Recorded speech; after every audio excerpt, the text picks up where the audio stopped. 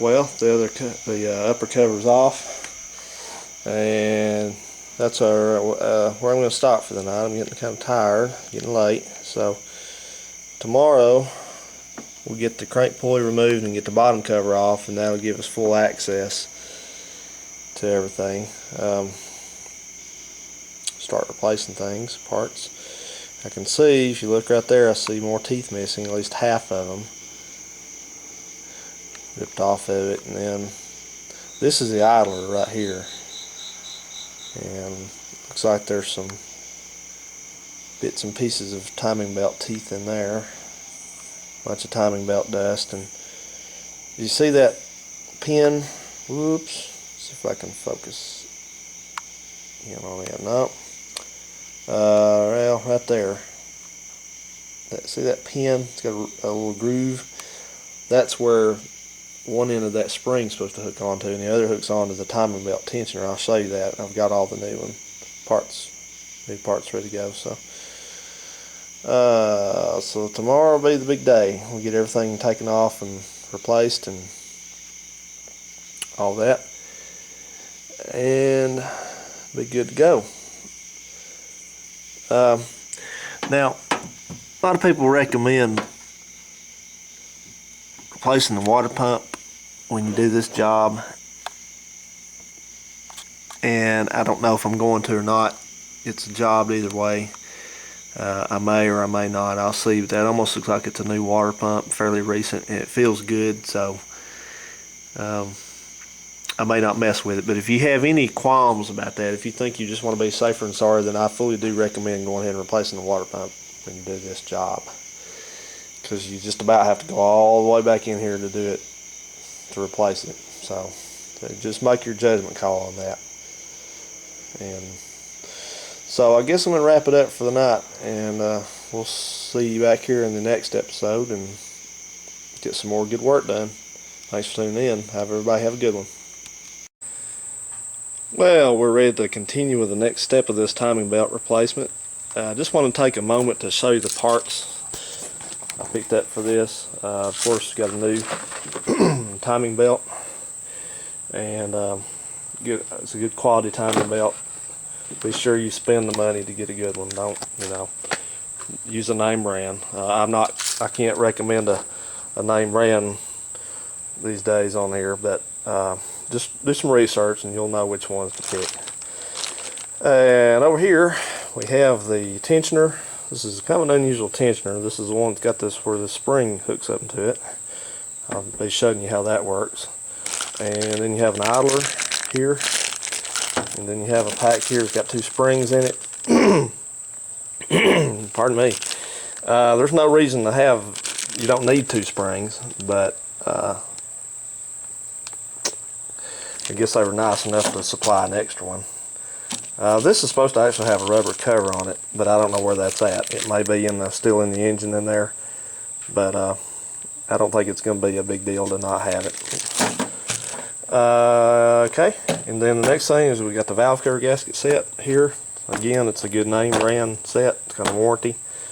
This tensioner set is called a timing. Came in this box. It's called a timing component set.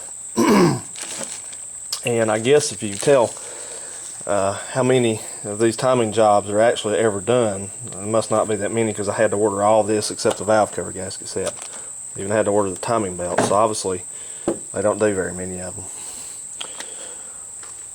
So what we got to do now, where we left off, is we had the bottom cover to remain off, and we have to get the crankshaft pulley off. See if I got my light plugged in. I just got home. Excuse me, I'm just getting going here. Let's get our light plugged in.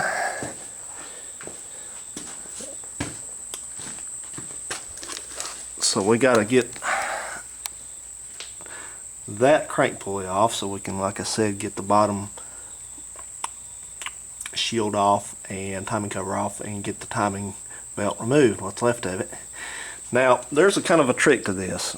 These things are torqued to about 120 foot-pounds of torque, and obviously if you're going to be trying to loosen this thing, the engine's just going to spin. So now normally with a manual transmission, you could put it in gear, but the easiest way to do this is a little trick to it. What we're going to do is we're going to take our socket driver and put on there with a socket, and we're going to get a good socket that's the exact correct size for it, no slippage, and put on there, and we're going to use the starter power to bump this thing and hopefully break the bolt loose. And that'll be kind of a quick and easy way to get that off. Now, if you're uncomfortable with doing that, then you need to get a pulley holder. That's what it's called, and use that when you take the bolt out. Now, if you got air tools, sometimes you can just zip the bolt out. It comes out no problem. So that would make it easier, but we don't have air tools on this job, so we're just going to do it this way. So let's get on to setting that up, and we'll be right back. Okay, here's what we got going. We got the socket on the crank pulley. I've made sure that my ratchet's set to the right position so that it's trying to loosen it, and have my breaker bar type of deal here.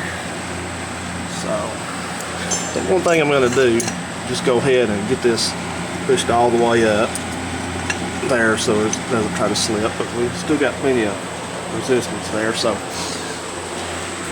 let's get on in here. I got my battery hooked back up. Hi kitty, my kitty helper here to assist me.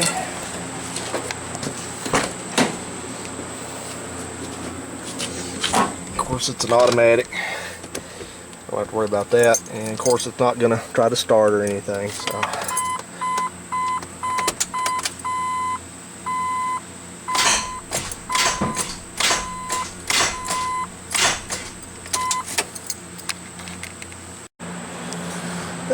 Okay, we're going to take the battery back off. I got that to work. The first few times, it took several bumps of the starter to get that actually to break loose, but it finally did. As you can see, there's the bolt there. It's coming right out.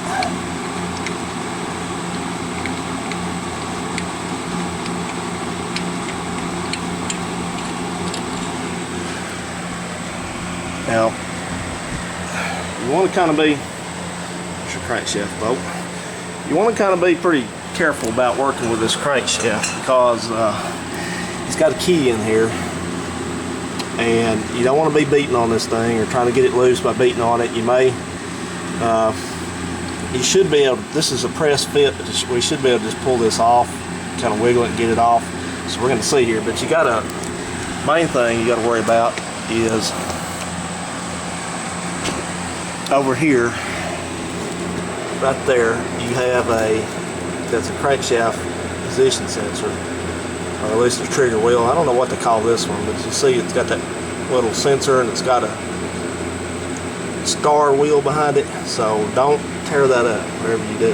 So I'm going to go ahead and just try to see if I can get this thing to come loose by hand here real quick.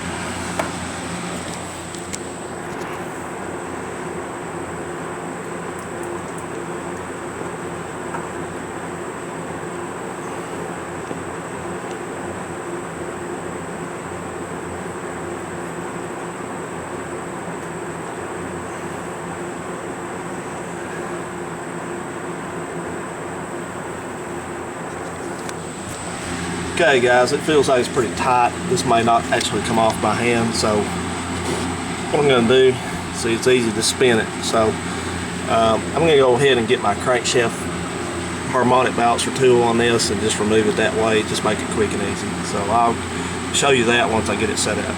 Be right back. Okay everybody, success.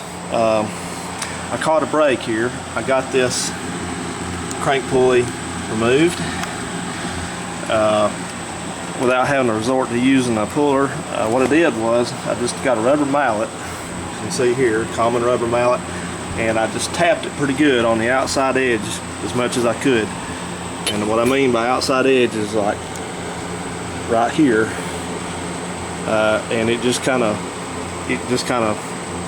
loosened up, you know. And I had to, it's a very tight fit. I mean, it's a very precision fit, so you got to kind of just tap it a little bit and wiggle, wiggle, wiggle, wiggle, wiggle, and tap, tap, tap, wiggle, wiggle, wiggle, and finally it comes out, comes right off. So And that's how all of them have ever been on these kind of cars. So, of course, it does have a keyway. There's your keyway, and there's the keyway up there. So, you see this wheel on the back of it with these I guess this is kind of an exciter ring is what this is.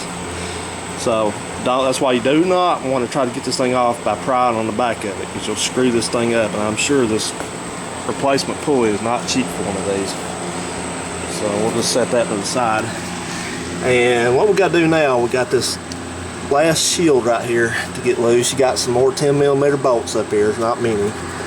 And we're just going to remove that and pull this off, and we should be able to get to the timing belt.